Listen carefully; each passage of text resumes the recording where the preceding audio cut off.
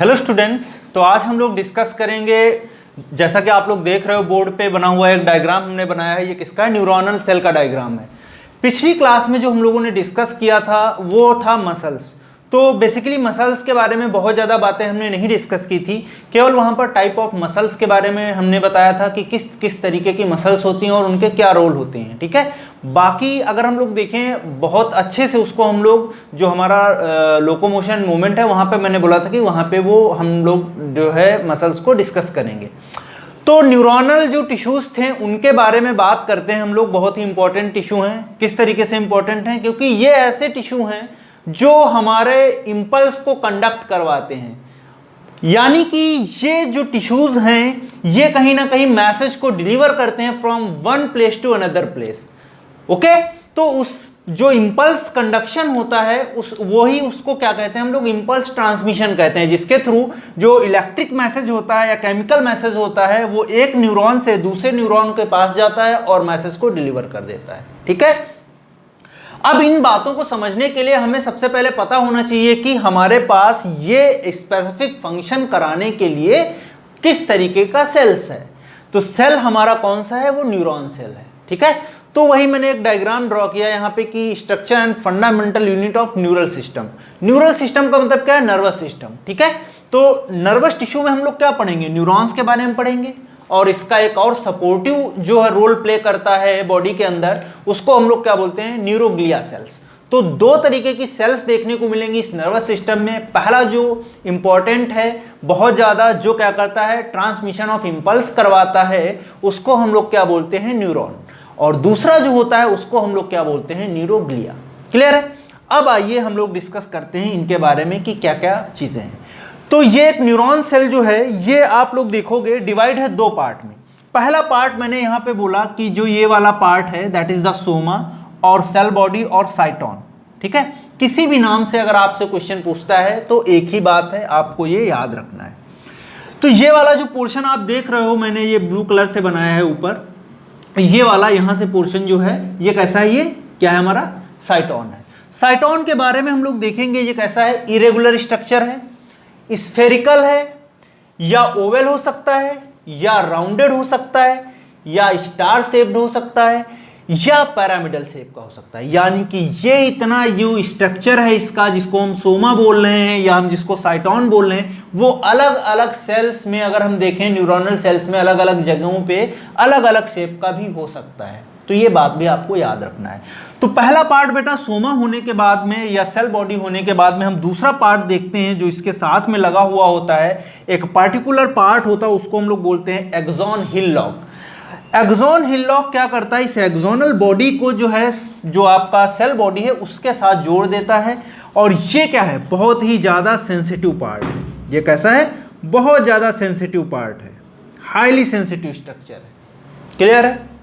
दूसरा हम लोग देखते हैं अब इस सोमा वाले पार्ट में क्या क्या स्ट्रक्चर्स हैं, उनके क्या रोल्स हैं, वो सारी बातें हम लोग डिस्कस करेंगे। तो बेटा देखते हैं यहाँ पर, ये आप लोग देखिए, ये जो एक स्ट्रक्चर बना हुआ है फिंगर लाइक, जो इधर उधर फैला हुआ है, जो अपेंडेजेस टाइप में दिख रहे हैं बिल्कुल डरावने से, ये क्या है? These are the dendrites. Okay, क्या है? डेंड्राइट्स हैं।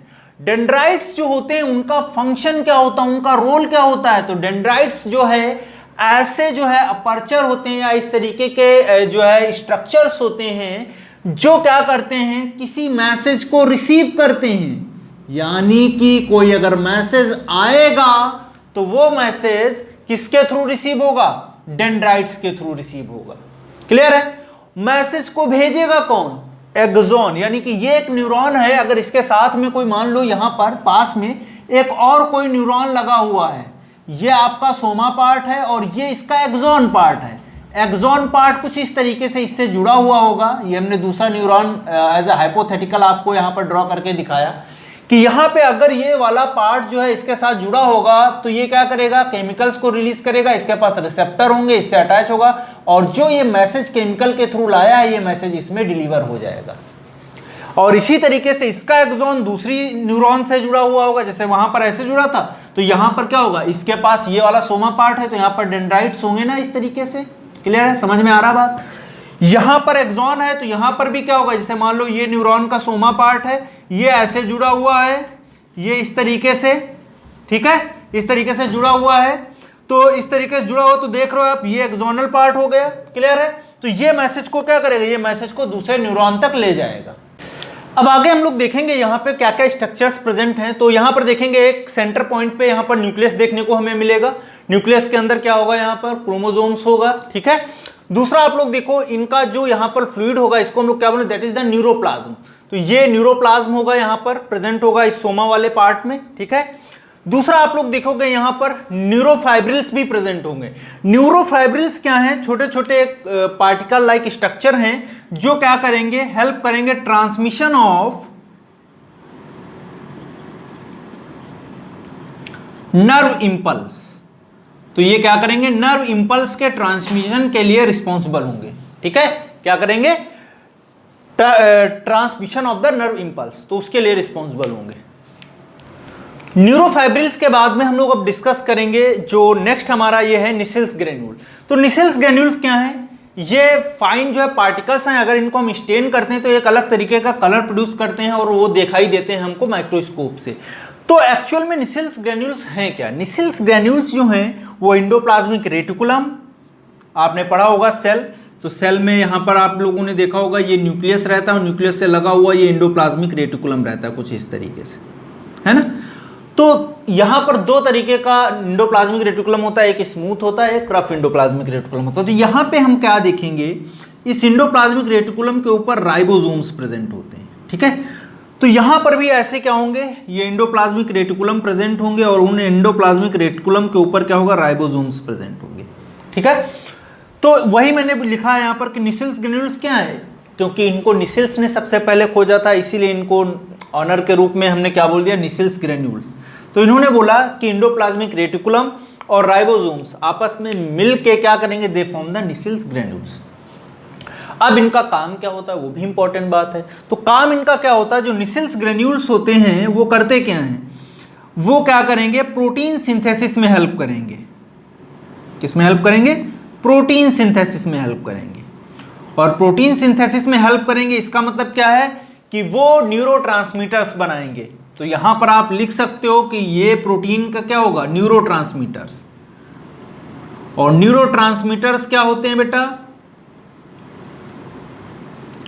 न्यूरोट्रांसमीटर्स ऐसे केमिकल्स होते हैं जो यहां पर बनने के बाद ये ट्रेवल करके कहां आ जाएंगे, एक्सॉन के थ्रू ये ट्रेवल करके ऐसे ऐसे यहां पर, और ये साइनेप्टिक नोब में आएंगे। और यही जो ये मॉलिक्यूल्स हैं, ये न्यूरोट्रांसमीटर, ये एक्सोसाइटोसिस के थ्रू निकल के बाहर आएंगे और डेंड्राइट्स के रिसेप्टर से जाके अटैच होंगे और मैसेज को यहां पर इसको डिलीवर करा देंगे। मैंने क्या बोला, ये निसेल्स ग्रेन्यूल्स प्रोटीन्स बनाएंगी जिनको हम न्यूरोट्रांसमीटर्स बोल रहे हैं। वो न्यूरोट्रांसमीटर्स ट्रेवल करके कहां पर आ जाएंगे, एक्सॉन के थ्रू होते होते लास्ट वाले पार्ट में आ जाएंगे जिसको हम लोग साइनेप्टिक नोब बोल रहे हैं। उस साइनेप्टिक नोब में ये वेसिकल्स में पैक होंगे, वेसिकल्स मतलब छोटी छोटी पुड़िया टाइप में, तो वो पुटिकाएं या वेसिकल्स में जो है लोड होंगे और वो वेसिकल्स आके इस सरफेस पे आके अटैच हो जाएंगी और क्या कराएंगी, एक्सोसाइटोसिस करा देंगी। ये केमिकल जैसे ही बाहर आएंगे, इस वाले पोर्शन को हम लोग बोलते हैं साइनैप्स। यहां पर क्या बोलेंगे, जब ये अटैच होगा यहां पर ये वाला स्पेस जो, इसको क्या बोलेंगे, साइनैप्स। तो ये साइनैप्स में रिलीज होगा और यहां पर क्या करेंगे, इनके पास रिसेप्टर होंगे, उससे अटैच हो जाएगा और मैसेज को ट्रांसमिट कर देगा सेल के अंदर। क्लियर है। तो इस तरीके से ये फंक्शनिंग करते हैं न्यूरोट्रांसमीटर्स। तो सोमा में ये बहुत इंपॉर्टेंट बातें थी जो हम लोगों ने डिस्कस की। डेंड्राइट्स जिनको हम लोग अफरेंट या रिसीविंग भी बोलते हैं, यानी कि अफरेंट डेंड्राइट्स का मतलब क्या है, अफरेंट प्रोसेसेस। क्या बोलेंगे बेटा, अफरेंट प्रोसेस मतलब मैसेज को लाने वाला, दैट इज द अफरेंट, लाने वाला अफरेंट, ले जाने वाला इफरेंट। इफरेंट प्रोसेसेस कौन है, एक्सॉन, ठीक है। और जो है अफरेंट प्रोसेसेस कौन है, डेंड्राइट्स। डेंड्राइट्स क्या कर रहे हैं, मैसेज को ला रहे हैं। एक्सॉन क्या कर रहे हैं, मैसेज को डिलीवर कर रहे हैं। तो वो अफरेंट और ये इफरेंट बहुत इंपॉर्टेंट है, इसको बेटा आप लोग याद रखना, पूछा भी जाता है। अब आते हैं, बात करते हैं दूसरा, हम लोग बोलते हैं या तो रिसीविंग प्रोसेसेस बोलते हैं इसको। समझ में आई बात सभी को, क्लियर है, ओके, डन, वेरी गुड। अब जो हमारा दूसरा पार्ट आता है ये सोमा के बाद वाला जो पार्ट है उसके बारे में हम लोग अब डिस्कस करेंगे। ठीक है, तो सोमा के नीचे वाला जो पार्ट बेटा है यहां पर ये हम लोग देख रहे हैं जो एक्सॉन है, ये वाला जो पोर्शन है इसको हम लोग क्या बोल रहे हैं, it is known as the axon hillock. ये क्या है, एक्सॉन हिल लॉक, यानी कि एक्सॉन हिल लॉक एक ऐसा पार्ट है जो सोमा को एक्सॉन से अटैच करवाएगा। तो यहां पर हम लोग देखेंगे सोमा है और ये क्या है आपका एक्सॉन हिल लॉक।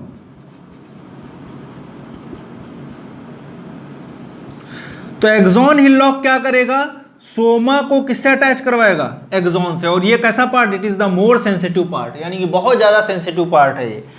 अब देखिए बेटा यहां पर आगे हम बढ़ेंगे, ये एक्सॉन वाला स्ट्रक्चर है, क्लियर है। एक्सॉन वाले स्ट्रक्चर में हम लोग क्या देखेंगे, सबसे पहले मैंने बोला यहां पर स्वान सेल्स प्रेजेंट होती हैं। स्वान सेल्स क्या होती हैं, वो ऐसी सेल्स होती हैं जो पीएनएस में प्रेजेंट होती हैं, यानी कि पीएनएस का मतलब क्या है, पेरिफेरल नर्वस सिस्टम। क्या बोलेंगे, पेरिफेरल नर्वस सिस्टम। देखो इसको समझने के लिए मैं थोड़ा यहां पर बताऊंगा आपको नर्वस सिस्टम के बारे में। देखो रफली मैं बता दे रहा हूं, बाकी वहां पढ़ाऊंगा मैं। एक सीएनएस होता है और दूसरा पीएनएस होता है, ठीक है, पहले भी मैं बता चुका हूं शायद किसी क्लास में। सीएनएस और पीएनएस में क्या डिफरेंस है, जो हमारा सेंटर पॉइंट होता है इसमें जो नर्वस सिस्टम होता है इसको हम लोग सीएनएस बोलते हैं, और पेरिफेरी का मतलब क्या होता है, जो यहां से निकलता है, इस सेंटर से निकलता है, उसको हम लोग क्या बोलते हैं, पीएनएस। ठीक है, तो यहां पर एक्सॉन में जो इस तरीके की सेल्स प्रेजेंट होती हैं, स्वान सेल्स एक्चुअल में ऐसी सेल्स होती हैं जो हेल्प करती हैं, ठीक है, एक तरीके की न्यूरोग्लियल सेल्स होती हैं। तो ये स्वान सेल्स जो है यहां पर प्रेजेंट होंगी, इसके चारों तरफ इस तरीके का स्ट्रक्चर बनाएंगी, और ये स्वान सेल्स हम लोग देखेंगे कहां पर, इनको बोलेंगे हम पीएनएस। अगर यही सेल सीएनएस में प्रेजेंट है तो उनको हम लोग क्या बोलेंगे, they are known as the oligodendrocytes. क्या बोलेंगे, ओलाइगोडेंड्रोसाइट्स। क्लियर है बेटा। नाउ नेक्स्ट थिंग, ये जो ये हम एक्सॉन देख रहे हैं, है ना, इसके ऊपर एक फाइन कवरिंग है, उसको हम लोग क्या बोल रहे हैं, दैट इज द न्यूरिलेमा। ये वाला जो रेड से हमने बनाया इसको हम लोग क्या बोल रहे हैं, दैट इज द न्यूरिलेमा।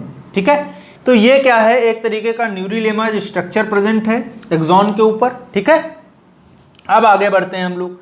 आगे हम लोग क्या देखेंगे, यहां पर ये एक जो है स्ट्रक्चर प्रेजेंट है यहां पर, इसको हम लोग बोलते हैं मेडुलरी सीथ या माइलिन सीथ। क्या बोलेंगे, मेडुलरी सीथ या माइलिन सीथ। ठीक है, तो माइलिन सीथ या मेडुलरी सीथ जो बेटा होता है वो किसका बना होता है, वो फैट और प्रोटीन्स का। किसका बना होता है, फैट एंड प्रोटीन्स। तो फैट प्लस प्रोटीन्स, ठीक है, स्फिंगोमाइलिन होता है। यहाँ पर एक प्रोटीन जो है आपका केमिकल होता है या एक तरीके का फैट होता है, उसको हम लोग बोलते हैं स्फिंगोमाइलिन। तो स्फिंगोमाइलिन क्या करता है, ये मेडुलरी सीथ बनाता है, ठीक है, और ये इसको कवर करता है। क्लियर है, ये एक्सॉन वाला जो एक्सॉन एक्सिस है, एक्सॉन का एक्सिस ये दिख रहा है बीच वाला जो ब्लू कलर से बना है, तो उसको ये क्या करता है, सराउंडिंग में करता है। काम इसका क्या होता है, तो ये हेल्प करता है एज अ इंसुलेटर।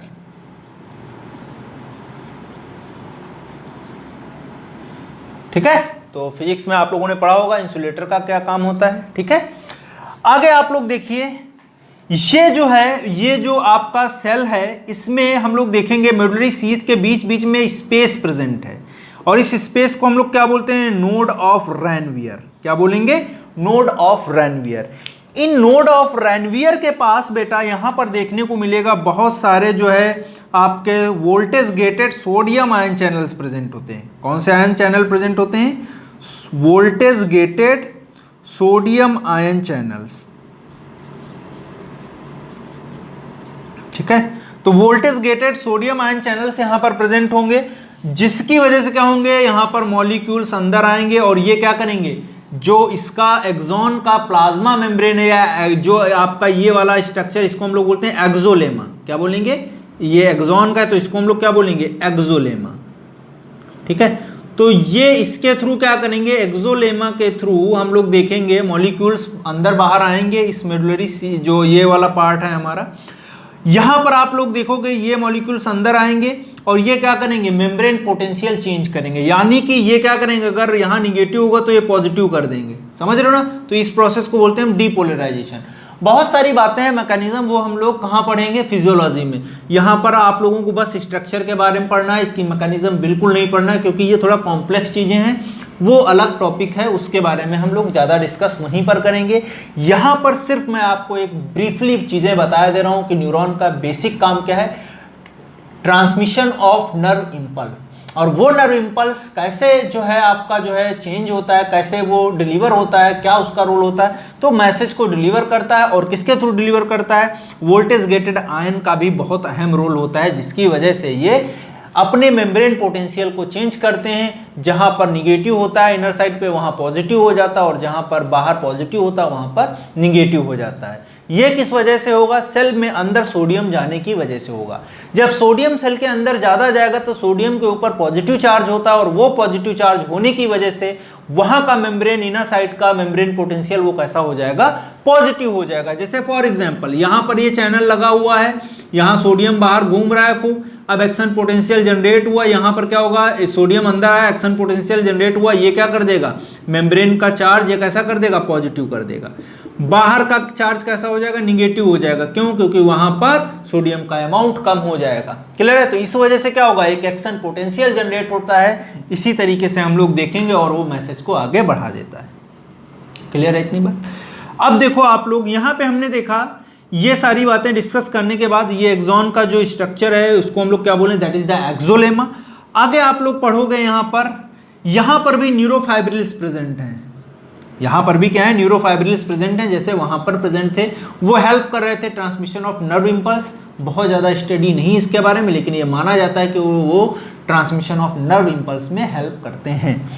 दूसरी बात, आगे बढ़ते हैं बेटा। यहां पर आप लोग देख रहे होंगे लास्ट वाला जो पार्ट है, इसको हम लोग क्या बोल रहे हैं, it is known as the synaptic knob. इस साइनेप्टिक नोब में हमने देखा ये पैकेट जो हैं, जो वेसिकल्स हैं, ये पैक होके आए यहाँ पर वेसिकल्स, ये न्यूरोट्रांसमीटर्स आए। ग्रीन पेन से मैं दिखाई दे रहा हूं आपको, ये न्यूरोट्रांसमीटर है। ये न्यूरोट्रांसमीटर यहां पर आए, इस वाले पर्टिकुलर जो साइनेप्टिक बटन है, नोब है, उसमें आए यहां पर, और ये ऐसे अटैच हो जाएंगे। इसकी भी मैकेनिज्म है जो हम लोग कहां पढ़ेंगे, नर्वस सिस्टम वाला जो पार्ट है हमारा, वहां पर पढ़ेंगे फिजियोलॉजी में। ये इससे आकर अटैच होगा और मॉलिक्यूल्स को रिलीज कर देगा। अब ये रिलीज होंगे तो यहां पर हमने फिर बोला, यहां पर क्या होगा, दूसरा न्यूरॉन प्रेजेंट होगा, उसका डेंड्राइट्स प्रेजेंट होगा, वो क्या करेगा, इसको रिसीव कर लेगा। या अगर ये नहीं प्रेजेंट है, मान लो मसल सेल है, तो मसल सेल के पास भी रिसेप्टर होता है, ये इससे अटैच करेगा और क्या करेगा, जो है आपका जो भी मैसेज होगा वो डिलीवर कर देगा, और वो मसल्स को फंक्शनल बना देगा। समझ में आई बात। तो ये सारी बातें हमको देखने को मिलेंगी यहाँ पर, जो हमने बताया कि किस तरीके से जो नर्व इम्पल्स होता है वो जो है जनरेट होता है, और किस तरीके से वो मैसेज को आगे डिलीवर करते हैं। तो यहाँ पर जो ये वेसिकल्स आ रही हैं लोडेड न्यूरोट्रांसमीटर की, एंटी से मैं बोल रहा हूँ न्यूरोट्रांसमीटर, वहाँ मैंने लिखा हुआ है। तो न्यूरोट्रांसमीटर के पास केमिकल्स हैं, मैसेंजर हैं, केमिकल मैसेंजर हैं। तो वो लेके गए, एक्सोसाइटोसिस हुआ। एक्सोसाइटोसिस मतलब बाहर, सेल के बाहर किसी चीज को निकाल देना। बाहर निकाला उन्होंने, वो मॉलिक्यूल गए मसल सेल पे, रिसेप्टर है उनका, वो जाके अटैच हो गए। ये मान लो मसल का प्लेट है, मसल प्लेट है, और ये मान लो न्यूरॉन है। ठीक है, ये न्यूरॉन है। यहाँ पर कुछ ऐसा जो केमिकल रिलीज करेगा, ये केमिकल आया, इंक मान लो केमिकल है, इंक आया यहाँ पर अटैच हुआ, और उसने क्या किया, इंक जैसे इस पे गिरेगा इस मसल्स के ऊपर, उसने क्या किया, एक्शन पोटेंशियल जनरेट कराएगा या डीपोलराइजेशन कराएगा, जिससे उस केमिकल में या इंक में जो मैसेज था वो इस पर्टिकुलर सेल में ट्रांसड्यूस हो जाएगा, या उस पर्टिकुलर सेल में ट्रांसमिट कर दिया जाएगा। तो इस मैसेज को डिलीवरिंग करना ही क्या कहलाता है, ट्रांसमिशन ऑफ एक्शन पोटेंशियल। तो ये मैसेज दो तरीके से होता है, एक तो केमिकल हो सकता है, दूसरा इलेक्ट्रिक हो सकता है। ठीक है, क्लियर है। तो वो सारी डिस्कस वहाँ करेंगे, बहुत ज़्यादा डेप्थ में जाने की जरूरत नहीं है, बहुत ज़्यादा हो जाएगा। ठीक है, प्रॉब्लम हो जाएगी फिर। इतनी बातें समझ में आ गई आपको, क्लियर है। मैं आगे बढ़ता हूँ। यहाँ पर जो ये स्ट्रक्चर आप देख रहे हो, इसमें बहुत ज़्यादा जगह नहीं है, बहुत ज़्यादा हौच पौच भी हो जाएगा, लेकिन फिर भी एक बात और याद रखनी है आपको। यहाँ पे क्या होता है, बहुत सारे माइटोकॉन्ड्रियल स्ट्रक्चर प्रेजेंट होते हैं, क्योंकि इनको एनर्जी चाहिए होगी वेसिकल्स को आगे ले जाने के लिए और बाकी काम कराने के लिए। तो इनमें क्या हमको देखने को मिलेगा, बहुत ज़्यादा माइटोकॉन्ड्रिया देखने को मिलेंगी। तो यहाँ पर लिख लेंगे हम लोग माइटोकॉन्ड्रिया। जगह नहीं है बेटा, तो थोड़ा आप लोग एडजस्ट करना है। यहाँ पर समझ रहे हो, इतना बड़ा डायग्राम है, और इससे बड़ा बोर्ड भी नहीं है, तो मैं इसी में मैनेज करना पड़ेगा मुझे। तो ये माइटोकॉन्ड्रिया स्ट्रक्चर है, मैं फिर से बताया दे रहा हूँ, यहाँ पर रख के मैंने बनाया, ये माइटोकॉन्ड्रिया स्ट्रक्चर है जो एनर्जी प्रोवाइड कराएंगी। ठीक है, क्लियर है। तो ये एक स्ट्रक्चर था पर्टिकुलर न्यूरॉन का, जिसको हम लोग क्या बोलते हैं, it is the structural and functional unit of nervous system. Nervous system दो तरीके की सेल से मिलकर बना हुआ है। पहला मैंने सेल बोला वो कौन सा था, neuronal cell, and second one is the neuroglial cells. तो पहला सेल हमने डिस्कस कर लिया, वो कौन सा था, न्यूरोनल सेल्स। अच्छा, एक बात और रह गई यहाँ पर, एक्सॉन वाला जो पार्ट हमारा है ये मैसेज को ले जा रहा है, और हम इसको क्या बोल रहे हैं, एक्सॉन को हम लोग क्या बोलेंगे, ये अगर एक्सॉन है, एक्सॉन को हम लोग क्या बोलेंगे, it is known as the efferent process. ठीक है, ये कैसी इफरेंट प्रोसेस, ये सारे डिस्कस कर ही चुके हैं हम लोग। क्लियर है। तो इतनी सारी बातें थी जो हम लोगों ने डिस्कस किया। एक बहुत इंपॉर्टेंट इशू है न्यूरॉन, और आपके लिए एक क्वेश्चन मैं छोड़ रहा हूं यहां पर कि जो न्यूरॉन है इसका ओरिजिन कैसा है, ये आपको बताना है। इसका ओरिजिन क्या है, एक्टोडर्मल, मेसोडर्मल, एंडोडर्मल, क्या है, जो भी है आप लोग जरूर बताइए मुझे।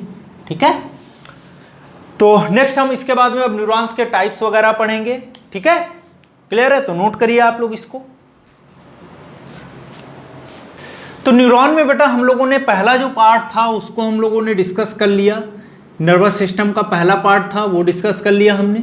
दूसरा हमने बोला कि यहाँ पे दूसरी जो सेल्स होंगी वो कौन सी होंगी, न्यूरॉन के अलावा वो कौन सी होंगी, these are the neuroglial cells. ठीक है, न्यूरोग्लियल सेल्स। ठीक है, तो नर्वस सिस्टम के दो पार्ट हमने देखे, दो तरीके की सेल्स नर्वस सिस्टम में। पहली कौन सी थी, न्यूरॉन्स, ये क्या कर रही थी, ट्रांसमिशन ऑफ इंपल्स, किसमें हेल्प कर रही थी, ट्रांसमिशन ऑफ इंपल्स। और दूसरी जो सेल्स थी ये क्या कर रही थी, दे प्रोवाइडेड द सपोर्ट। तो इसमें बहुत सारी सेल्स होंगी, नरिशमेंट प्रोवाइड करेंगी, सपोर्ट प्रोवाइड करेंगी। इनमें जैसे सेल्स का एग्जाम्पल अगर आप देखो तो स्वान सेल्स, अभी मैंने बताया। स्वान सेल्स के अलावा आप लोग देखोगे यहां पर oligodendrite cells, satellite sales,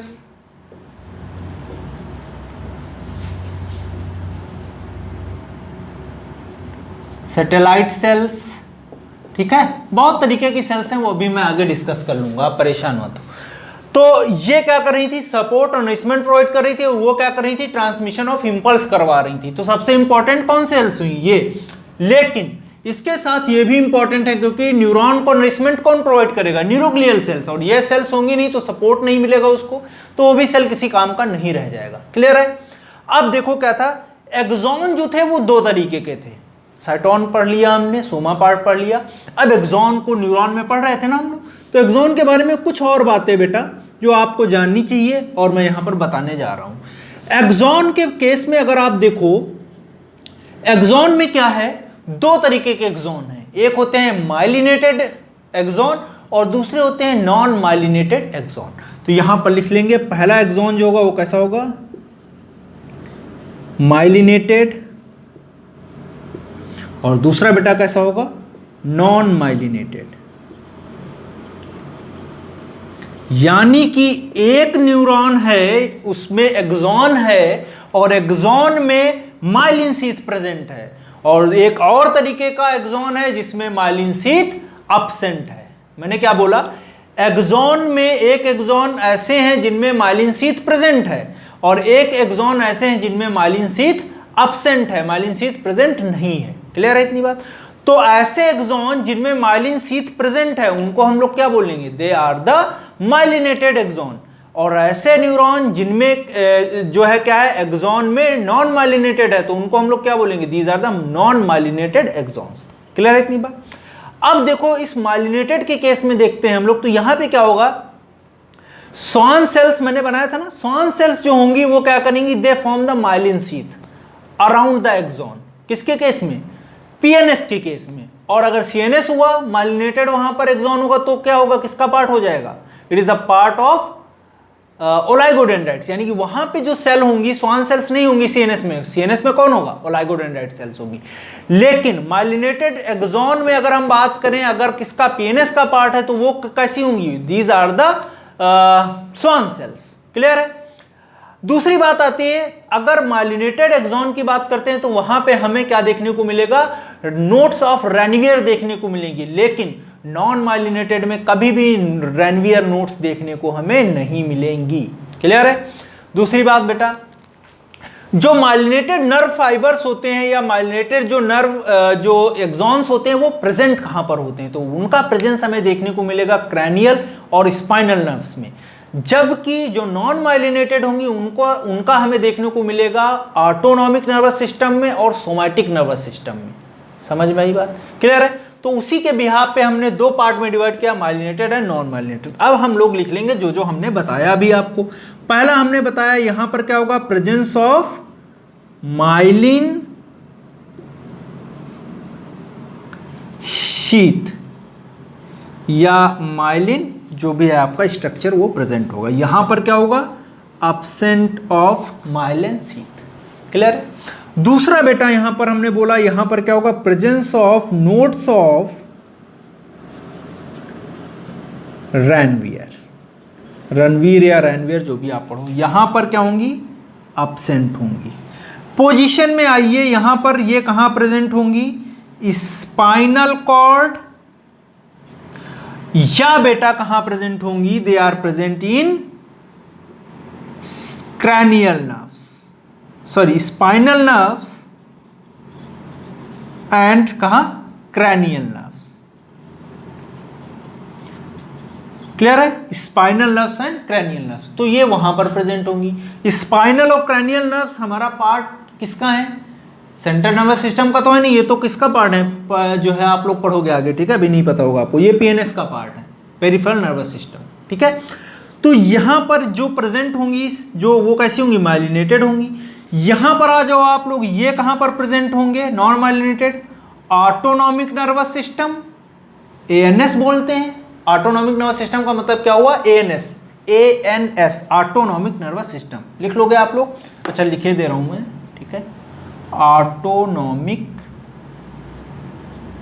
nervous system. ठीक है, दूसरा बेटा यहां ये कहां पर प्रेजेंट होगा, सोमैटिक नर्वस सिस्टम, इसको क्या बोलेंगे, सोमैटिक नर्वस सिस्टम या सोमैटिक न्यूरल सिस्टम। तो यहां पर लिख लोगे सोमैटिक नर्वस सिस्टम। ठीक है, ये सारी चीजें आगे आप पढ़ोगे, ठीक है, मैं ब्रीफ में बता रहा हूं बस आपको। तो दोनों में डिफरेंस पता चल गया हमें, यहां पर माइलिन शीथ, वहां एब्सेंट, यहां नोड ऑफ रेनवियर प्रेजेंट, यहां पर एब्सेंट, यहां पर स्पाइनल नर्व्स और क्रैनियल नर्व्स में ये देखने को मिलेंगे माइलिनेटेड एक्सॉन्स, और ये नॉन माइलिनेटेड हमें कहां देखने को मिलेंगे, ऑटोनॉमिक नर्वस सिस्टम में या सोमैटिक नर्वस सिस्टम में देखने को मिलेगा। इतनी बात क्लियर है? अब दूसरा हमारा जो टॉपिक है उसके बारे में हम लोग डिस्कस करते हैं। तो दूसरा टॉपिक बेटा हम हालांकि आगे भी पढ़ाते हैं आपको, दूसरा चैप्टर जो हमने बताया नर्वस सिस्टम वाला, लेकिन चलो यहां पर बताया दे रहा हूं मैं, छोटा क्लास हो जाएगा नहीं तो, अदरवाइज जो इसके पॉइंट ऑफ व्यू से है वो सारी बातें हमने बता दी यहाँ पे, लेकिन फिर भी मैं डिस्कस कर ले रहा हूं। नेक्स्ट हेडिंग डालिए आप लोग, types of neurons on the basis of structure. Next heading क्या डालना है आपको, types of neurons on the basis of structure. दिख रहा है साफ साफ आपको, types of neurons on the basis of structure. पहला टाइप यहां पर लिखेंगे हम लोग, पहला टाइप हमारा कौन सा होगा, it is the non polar neuron.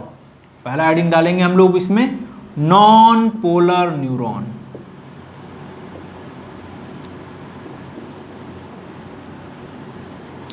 Non polar neuron, non polar neurons कैसे होते हैं, कहां होते हैं, उनके बारे में अभी हम डिस्कस कर लेंगे। तो नॉन पोलर न्यूरॉन्स ऐसे न्यूरॉन्स हैं जिसमें हम लोग देखेंगे यहां पर बहुत सारी प्रोसेसेस होंगी या बहुत सारे प्रोजेक्शंस होंगे या बहुत ज्यादा ब्रांच्ड होंगे, तो उनको हम लोग क्या बोलेंगे, these are the non polar type of neurons. कहां प्रेजेंट होंगे, हाइड्रा में प्रेजेंट होंगे। तो यहां पर लिख लेंगे नॉन पोलर न्यूरॉन में बेटा क्या लिखेंगे, हाईली ब्रांच्ड।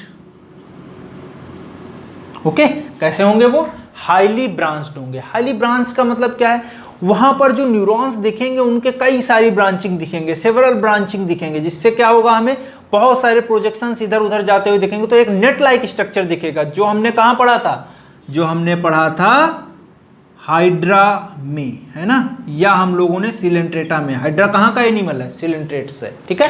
तो ये पहला हो गया हमारा नॉन पोलर टाइप का। फिर अब हम लोग आगे डिस्कस करेंगे नॉन पोलर के बाद में, तो इसको इरेज करता हूं मैं, फिर आगे बताता हूं आपको।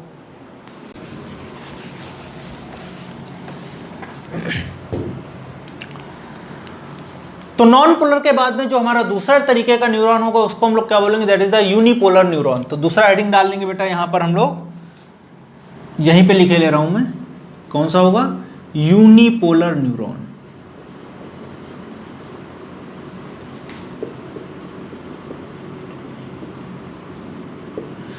यूनिपोलर न्यूरॉन जो होता है एक्चुअल में सेंसरी न्यूरॉन होता है, जो हमको एम्ब्रियो में देखने को मिलता है, और उसको एक्चुअल में हम लोग देखें तो वो कैसा है, बाइपोलर न्यूरॉन है, ठीक है।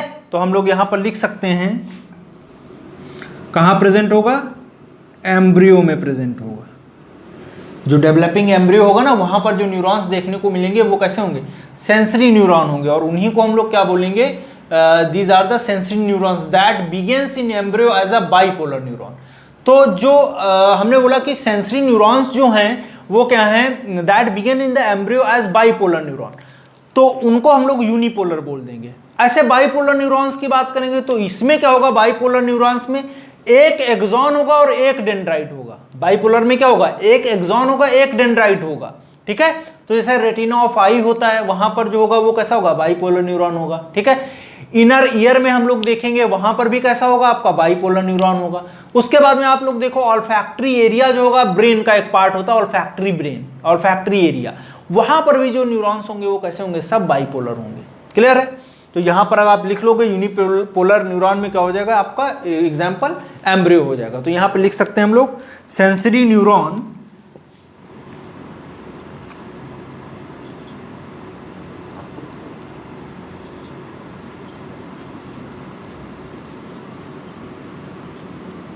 sensory neurons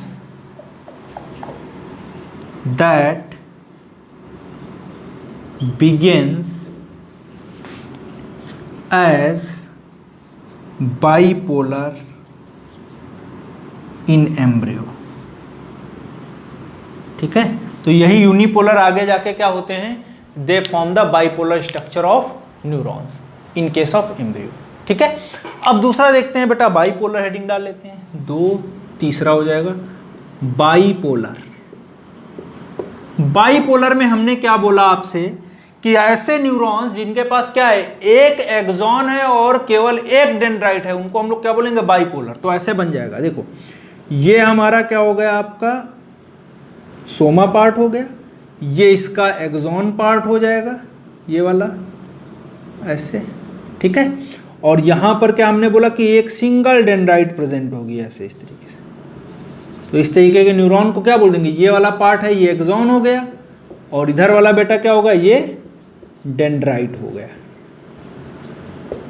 तो एक डेंड्राइट्स है और एक एक्सॉन है। तो ऐसे न्यूरॉन को हम लोग क्या बोलेंगे, बाइपोलर न्यूरॉन। एग्जाम्पल कहाँ है, लोकेशन क्या है इसकी, तो हम लोग देखेंगे हमारे केस में, देखें रेटिना ऑफ आई वहां पर प्रेजेंट होगा। रेटिना ऑफ आई के अलावा अगर हम लोग देखें, it is also present in inner ear. कहां प्रेजेंट होगा, इनर ईयर में प्रेजेंट होगा, और it also present in the olfactory area of brain. तो यहां पर लिख लेंगे ऑल्फैक्टरी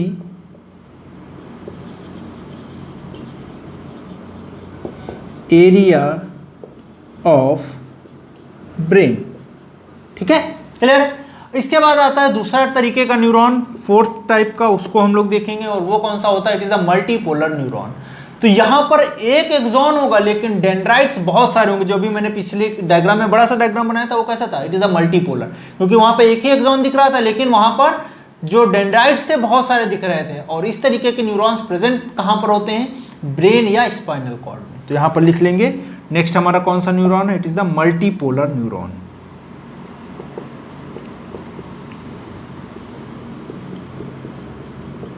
मल्टीपोलर न्यूरॉन में बेटा हमने क्या बोला कि वहां पर क्या होगा, जैसे मान लिया हमने ये एक सोमा पार्ट है हमारा, ठीक है, यहाँ पर डेंड्राइट्स खूब सारे निकले होंगे ऐसे, मल्टीपल नंबर ऑफ डेंड्राइट्स, और एक एक्सॉन होगा, यहाँ पर सिनेप्टिक नोब होगा इसका, ठीक है। तो एक एक्सॉन हो गया, एक्सॉन कितना है यहाँ पर, एक है, और डेंड्राइट्स देखो बेटा कितने हैं, बहुत सारे हैं, ठीक है, डेंड्राइट्स क्या हैं, बहुत सारे हैं, ये डेंड्राइट्स बहुत सारे हैं, तो इसी वजह से क्या है, ये मल्टीपोलर हो गया, ठीक है। यानी कि ये देखो कितनी जगह से मैसेज को रिसीव कर सकता है ना, है क्लियर, और ये फिर ट्रांसमिट करेगा, क्लियर है। तो इनका एग्जाम्पल लिख लोगे आप लोग, कहाँ प्रेजेंट होगा, स्पाइनल कॉर्ड,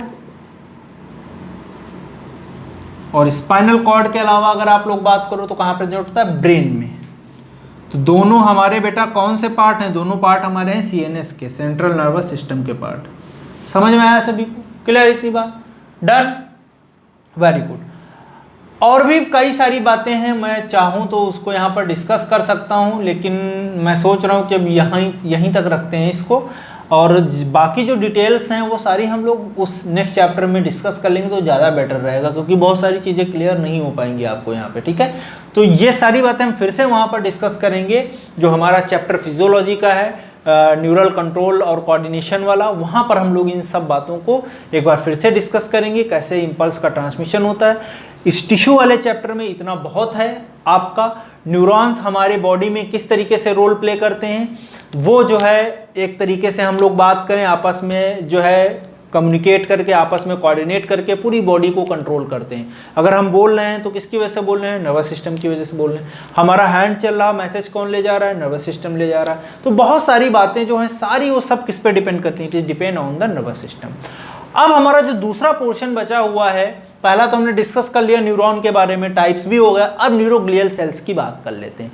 न्यूरोग्लियल सेल्स क्या कर रही, they have to support the nourishment of the developing neuron, या न्यूरॉन को वो क्या करती हैं, सपोर्ट और नरिशमेंट प्रोवाइड करती हैं। जैसे हमने बोला स्वान सेल्स, एससी मतलब Schwann cells, oligodendrite cells, satellite cells, microglial cells, बहुत सारी सेल्स हैं, सारी मैं एक एक करके अभी डिस्कस कर लूंगा।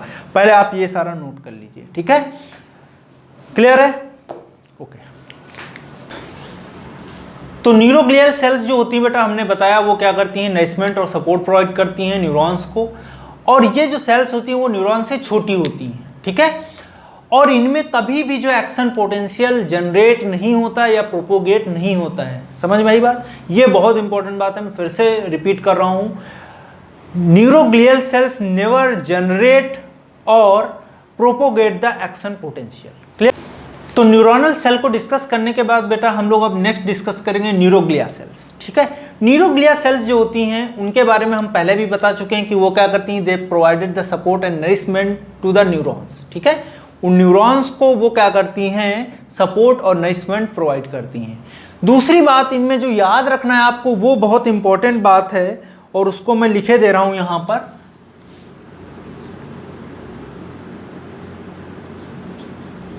they don't generate or propagate the impulse, ठीक है। तो इम्पल्स को कभी भी क्या करेंगी, जनरेट या जो है हम लोग बोल सकते हैं प्रोपोगेट नहीं कर पाएंगी, या हम लोग इसको इसी को क्या बोलते हैं, एक्शन पोटेंशियल, ठीक है। तो एक्शन पोटेंशियल वो कभी भी जनरेट नहीं कर पाएंगी, ये बात आप लोग याद रखना, ठीक है। अब आते हैं इनके टाइप्स की बात करते हैं। तो पहली सेल्स जो होती है उनको हम लोग बोलते हैं न्यूरोग्लियल सेल्स के केस में बात कर रहे हैं, ठीक है। न्यूरोग्लियल सेल्स में पहला जो सेल है उसको हम लोग डिस्कस करने जा रहे हैं, वो कौन सा है, astrocyte sales.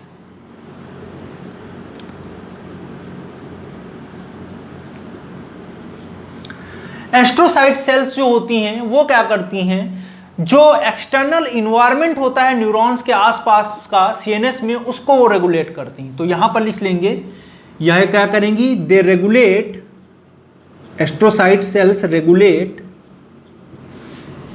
External environment of neurons in CNS। तो CNS में वो क्या करेंगी, एक्सटर्नल इन्वायरमेंट जो होगा न्यूरॉन्स का उसको वो रेगुलेट करेंगी, ठीक है, क्लियर है, उसमें हेल्प करेंगी। दूसरी सेल्स हमने बोला था यहां पर क्या होंगी, ओलाइगोडेंड्राइट्स। याद करो आप लोग, अभी बताया था मैंने इससे पहले लेक्चर में, ओलाइगोडेंड्राइट्स। ठीक है, पीछे मैंने अभी डिस्कस किया था इसको। ओलाइगोडेंड्राइट्स क्या थी, ऐसी सेल्स थी जो माइलिन शीथ बना रही थी, किसमें, माइलिनेटेड एक्सॉन्स में या माइलिनेटेड न्यूरॉन्स में, और वो किसमें बना रही थी, सीएनएस में बना रही थी। तो यहां पर लिख सकते हैं दे रिलीजेस माइलिन शीथ इन किसमें, सीएनएस, सेंट्रल नर्वस सिस्टम में। और अगर ऐसा स्ट्रक्चर हम लोग बात करें, जो हमारा तीसरी तरीके की सेल्स थी, उनको हम लोग क्या बोल रहे थे, they are basically known as the Schwann cells. और स्वान सेल्स किसके केस में थी, पीएनएस के केस में थी। दोनों में डिफरेंस याद रखना, बहुत पूछा जाएगा। ओलाइगोडेंड्राइट सीएनएस में, और जो है पीएनएस में कौन होगा आपका, स्वान सेल्स। तो यहां पर लिख लेंगे स्वान सेल्स। ये क्या करेंगी, they release myelin sheath in PNS. PNS बोले तो पेरिफेरल नर्वस सिस्टम, सीएनएस बोले तो सेंट्रल नर्वस सिस्टम। फिर मैं बता रहा हूं, पेरिफेरल नर्वस सिस्टम का मतलब और सीएनएस का मतलब क्या है, सीएनएस का मतलब क्या है, ये ब्रेन, और ये क्या है आपका स्पाइनल कॉर्ड। ठीक है, और सीएनएस जो है पेरिफेरल का मतलब क्या है, ये जो नर्व्स निकलती हैं, स्पाइनल नर्व्स और क्रैनियल नर्व्स। तो ये क्या है, स्पाइनल नर्व्स, और जो है आपकी यहां से निकलेंगे उनको हम लोग क्या बोलेंगे, these are the cranial nerves. ठीक है, तो ये दोनों पार्ट किसका है, पीएनएस का है। और ब्रेन और स्पाइनल जो आपका जो है कॉर्ड है, ये क्या है आपका सीएनएस वाला पार्ट। तो यहाँ पे आप देखो, स्वान सेल्स थी, रिलीज किया माइलिन शीथ किसमें, पीएनएस में। ये भी एक तरीके की क्या है, न्यूरोग्लियल सेल्स हैं। उसके बाद में हम लोग देखेंगे माइक्रोग्लिया सेल्स होती हैं। माइक्रोग्लिया सेल्स का क्या रोल होता है, वो एक्चुअल में फैगोसिटिक नेचर की होती हैं, और जो भी फॉरेन मटेरियल आता है या डिब्रीज जो होता है उसको वो क्या करती हैं, हेल्प करती हैं खाने में। ठीक है, या जो मटेरियल होता है उसको वो क्या करती हैं, डिजनरेट कर देती हैं, जो भी फॉरेन जो है मटेरियल आएगा उसके आसपास टिश्यू में, नर्वस टिश्यू में।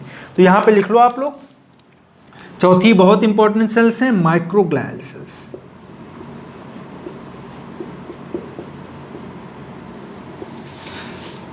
माइक्रोग्लियल सेल्स कैसी होंगी, फैगोसिटिक इन नेचर। और फैगोसिटिक का मतलब हमें पता है बेटा, फैगोसिटिक का मतलब क्या होता है, जो कुछ खाती हैं, है ना, फूड पार्टिकल्स जो खाती हैं। तो ये फैगोसिटिक नेचर क्या करेंगी, जो भी हमने बोला कि फॉरेन एंटीजन आएगा या फॉरेन मटेरियल आएगा उसको क्या करेंगी, ये डिजनरेट कर देंगे, उसको खा जाएंगी। इसीलिए हम इसको क्या बोल रहे हैं, फैगोसिटिक नेचर का बोल रहे हैं। इसके बाद और सेल्स होती हैं, जैसे आपका इपेंडाइमल सेल्स के बारे में अगर बात करें, इपेंडाइमल सेल्स जो होती हैं वो जो है वेंट्रिकल के आसपास प्रेजेंट होती हैं। तो वो क्या करती हैं, जो वेंट्रिकल होता है, ब्रेन में भी वेंट्रिकल्स प्रेजेंट होते हैं, आगे पढ़ोगे आप लोग। तो उस वेंट्रिकल में वहां पर हमें क्या देखने को मिलेगा, इपेंडाइमल सेल्स देखने को मिलेंगी, जो हेल्प करती हैं, एक तरीके से प्रोटेक्शन प्रोवाइड करती हैं या सीएसएफ को रिलीज करती हैं।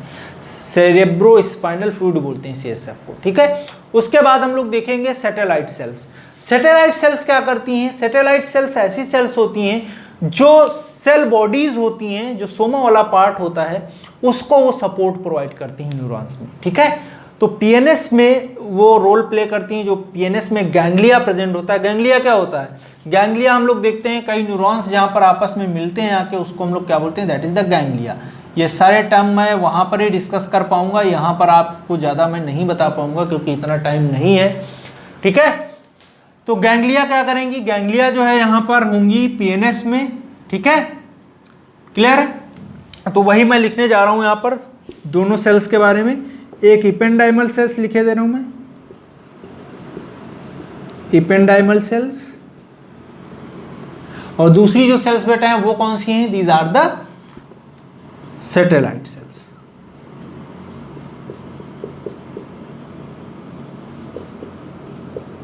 ठीक है, इपेंडाइमल सेल्स के बारे में मैंने क्या बोला, ये क्या करती हैं, दे लाइंड वेंट्रिकल ऑफ ब्रेन। तो ब्रेन के वेंट्रिकल्स को वो लाइन करती हैं और क्या निकालती हैं, सीएसएफ। इसको हम लोग क्या बोलते हैं, सेरेब्रो स्पाइनल फ्लूइड। ठीक है। तो ब्रेन में भी प्रेजेंट होता है और जो है स्पाइनल कॉर्ड होता है वहां पर भी प्रेजेंट होती हैं ये सारी सेल्स, एपेंडाइमल सेल्स। अब आते हैं सैटेलाइट सेल्स की बात करते हैं। सैटेलाइट सेल्स हमने क्या बोला, वो क्या करती हैं, support the neuronal cell bodies within the ganglia of PNS. तो यहां पर लिख लेंगे सैटेलाइट सेल सपोर्ट द किसको सपोर्ट करेंगी, support the neuronal cell bodies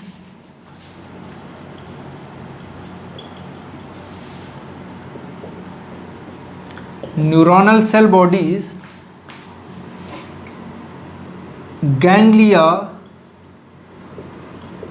within, ये विद इन मैंने लिखा, ठीक है, within PNS, peripheral nervous system. Clear है। तो सैटेलाइट सेल्स ऐसी सेल्स हैं जो सपोर्ट करेंगी न्यूरोनल सेल बॉडीज को, न्यूरोनल सेल बॉडीज यानी सोमा वाले पार्ट को, किसमें, जो गैंग्लिया हमने बताया ना, जो न्यूरॉन्स आपस में मिलते हैं जहां पर वो गैंग्लिया बनाता है स्ट्रक्चर, वो मैं आगे बताऊंगा नेक्स्ट चैप्टर में। तो गैंग्लियानिक जो क्या है वो पीएनएस में जो है उनको सपोर्ट कर रही हैं। तो ये कुछ सेल्स थी न्यूरोग्लियल सेल्स जो किसमें, नर्वस सिस्टम में हम लोग देख रहे थे, नर्वस टिश्यू में ये भी इस तरीके की भी सेल्स प्रेजेंट थी। न्यूरोनल सेल्स और न्यूरोग्लियल सेल्स दोनों मिलकर क्या कर रही थी, दोनों मिलकर बना रही थी जो है आपका नर्वस सिस्टम। और नर्वस सिस्टम को अगर हम देखें तो नर्वस टिश्यू से बना हुआ होगा, और नर्वस टिश्यू किससे बना हुआ होगा, आपका न्यूरॉन्स और न्यूरोग्लियल सेल से बना हुआ होगा। तो आज के लिए बेटा यहीं तक रखते हैं हम लोग। इसी के साथ ये टिश्यू वाला जो आपका टॉपिक है वो कंप्लीट हो चुका है। Now in next classes we will be discussing about the cockroach, okay, जो एक बहुत ही कॉम्प्लेक्स और बहुत ही टफ माना जाता है नहीं, ठीक है, हो जाएगा। तो वो थोड़ा मैं सिखाऊंगा उसके बारे में, कुछ चीज़ें हैं, आप लोग अच्छे से थोड़ा एक बार एनसीईआरटी पढ़ लीजिएगा, ठीक है। अगर नहीं पढ़ोगे फिर भी चलेगा, लेकिन पढ़ लेंगे तो और अच्छे समझ में आएगा। तो कॉकरोच आप लोग पढ़ के रखिएगा। नेक्स्ट क्लास से मैं कॉकरोच को स्टार्ट करूंगा। एक क्वेश्चन वहां से भी आने का प्रोबेबिलिटी रहता है हर एक एग्जाम में, चाहे आप जितने बार भी एग्जाम दोगे नीट का, वहां पर एक क्वेश्चन कॉकरोच का जरूर पूछा जाता है, ठीक है। तो मैं उम्मीद करता हूं टिश्यू को अच्छे से आप लोगों ने एंजॉय किया होगा। थोड़ा कॉम्प्लेक्स चैप्टर था ये, लेकिन मैंने पूरी कोशिश की कि आप लोगों को इजी से इजी वे में इसको समझा पाऊं, ठीक है। दूसरी बात रह गई आपकी कि जो आपका क्वेश्चंस का जो है प्रॉब्लम, वो मैं अभी कुछ दिन बाद लाइव क्लासेस स्टार्ट कर रहे हैं हम लोग। तो उसमें हम लोग 1 बाय 1 धीरे धीरे आपको असाइनमेंट किसी न किसी के थ्रू कैसे जो है वहाँ पर प्रोवाइड कराएंगे, और फिर हम लोग उनको पर्टिकुलर टाइम ड्यूरेशन पे डिस्कस करेंगे, ठीक है। तो वो सारी चीज़ें धीरे धीरे होंगी, बहुत सारी चीज़ें शिफ्ट होके हम लोग नया कर रहे हैं, तो इसलिए थोड़ा प्रॉब्लम भी क्रिएट हो रही है। लेकिन फिर भी आप लोग पूरा अगर हेल्प करेंगे, सहयोग करेंगे, तो हम लोग भी पूरा अपना एफर्ट के साथ में आप लोगों के पास ज़्यादा से ज़्यादा अच्छे वे में जो है सारी चीज़ें और आइसोलेटेड मैनर में सारी चीज़ों को पहुंचाने की पूरी कोशिश करेंगे। तो उम्मीद करता हूं आप लोग घर पे रह के ईमानदारी से पढ़ाई कर रहे होंगे, और जब भी हम लोग मिलेंगे तो आप लोग ये सारी बातें जो हम लोगों ने डिस्कस की हैं वो सारी बातें आप लोग क्लियर करके आओगे। हो सकता है मे बी कि ये सारी चीज़ें दोबारा हम लोग ना पढ़ा पाएँ, मे बी ये पॉसिबिलिटी हो, अदरवाइज पढ़ाएंगे हम लोग। फिर भी आप लोग अगर पढ़ के रखोगे तो हमें टाइम नहीं लगेगा, और हम जल्दी से जल्दी चीज़ों को कवर कर लेंगे, ठीक है। थैंक यू एवरीबॉडी, पढ़ाई करते रहिए, मिलते हैं हम लोग।